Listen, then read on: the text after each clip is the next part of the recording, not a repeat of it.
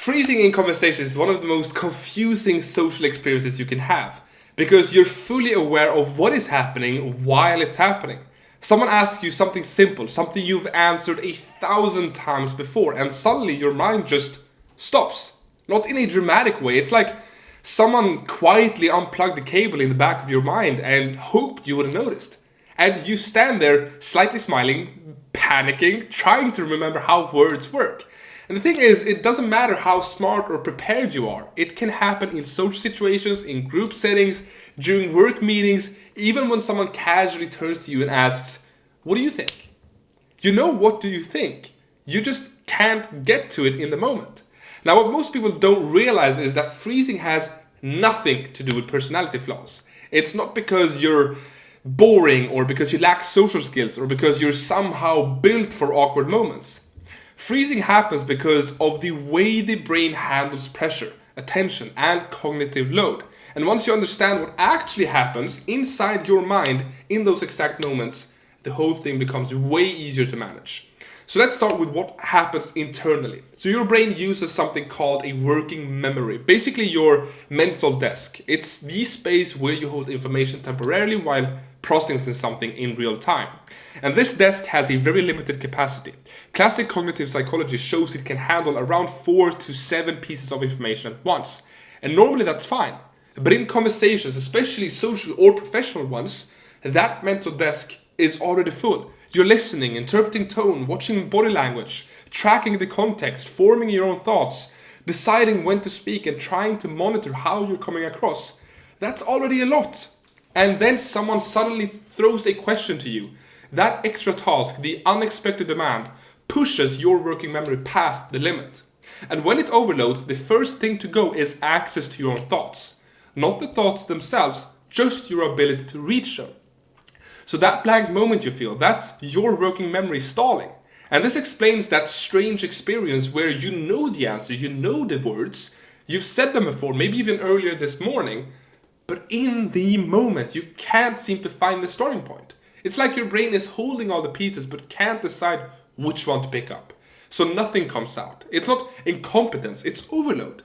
Now, on top of that, your nervous system steps in. The human brain is designed to detect potential threats, not just physical threats, but also social ones too. So being put on the spot, having attention suddenly redirected towards you, being asked to contribute before you feel ready, your body interprets that as social risk. Not danger in the dramatic sense, more like the possibility of embarrassment, judgment, or failure.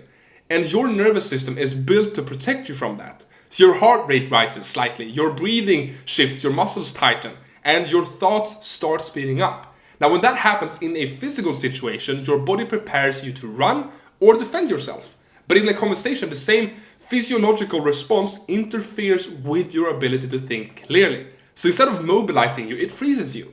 And then there's a part almost nobody talks about, the missing starting point. In communication research, this is often called a retrieval cue. It's the anchor your brain uses to pull the rest of the information online. So if someone comes up to you and says, "Tell me about the project you're working on," and you are relaxed, your brain chooses a starting point almost immediately. So here's where I'll begin. But if you feel pressure or attention lands on you too fast, your brain can't find that first sentence. So without that first sentence, nothing else follows. Because your mind works in chains. Once you begin, the rest comes naturally. But if the chain doesn't start, everything will feel stuck. So not because you don't know what to say, but because you don't know where to begin. So this is exactly why so many people freeze only in certain situations, like meetings, group settings, or when someone senior asks them something. But they don't freeze at all when talking to their close friends. So same brain, same knowledge, just very different retrieval cues and very different levels of pressure. And that's the main point. So how do you fix this? That's where the perfect PWE framework comes in. Point, why, example. It's clean, it's simple, and what it really gives you is a starting point. So your brain never has to panic search for the right way to begin. So here's how it works. Anytime someone asks you something and you feel that internal hesitation, or you feel the freeze starting to creep in, you begin with a point, one clear sentence. Not perfect, not poetic, just a point.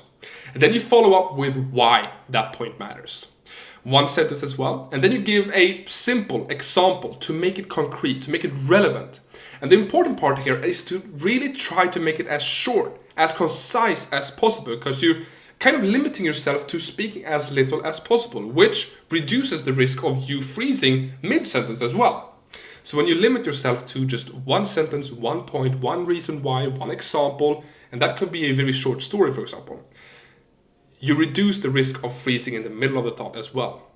So the whole point of this is to really give you a starting point, because that is the most important part. We see the retrieval cue, and that is where most people freeze. They don't even know where to begin.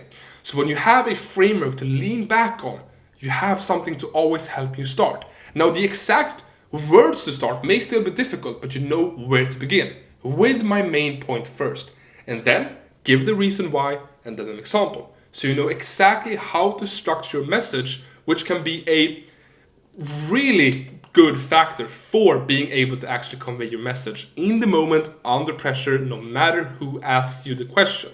So using a framework like that is always very helpful, to always have something to lean back on and always know the structure beforehand, so you never have to worry about that. And really, once you start practicing this, the framework, freezing becomes less common. Your responses become clearer, and you feel far more in control during conversations, especially the ones that used to make you panic inside. So that is why you freeze in conversations, especially because of that actual pressure that comes with it. So let's say in a work meeting and your boss, someone senior, asks you a question or maybe gives a different opinion to what you have. That pressure can be what it takes to make you freeze in a conversation, because you normally maybe don't freeze when you're talking to your best friends. So how to build that framework, learning how to use it, is extremely helpful for preventing that from even happening from the beginning, because now you have a starting point. You know where to begin, you know what structure to use, and that will help you tremendously. Now, on November 28th, I'm hosting a free webinar called How to Become Dangerously Confident. It is how you build real confidence that lasts for a long time and not that fake it until you make it kind of crap. So I'm going to give you a real framework, break all the myths, and use everything that I did to become really confident. I hope I see you in that webinar. Save your seat via the link down below. And if you like this type of content, I post new videos like this every single week, breaking down communicational skills, frameworks, breaking myths, and really helping you master communication. See you in the next video. Bye bye.